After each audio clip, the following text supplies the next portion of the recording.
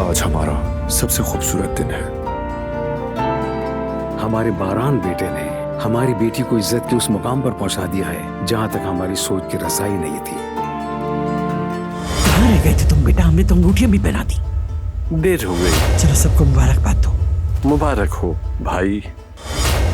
इस लम्हे को हम यादगार बनाएंगे। तो क्या आप सब तैयार हैं ना? चले यहाँ देखकर सब थोड़ा स्माइल कीजिए। थोड़ा इंतजार कर लेते तो बेहतर था। पहले मैं ले रही थी फोटो, चाहे तो आप भी आ सकते हैं। हसन साहब, देखिए मैंने 2 तरह के केक बनाए हैं कि शायद कोई एक पसंद आ जाए। खाइए ना। कहाँ जा रहे हो तुम? मुझे एक जरूरी काम से जाना है। क्या काम हो सकता है? मैं उनके पीछे ही हूँ, आप बेफिक्र हैं।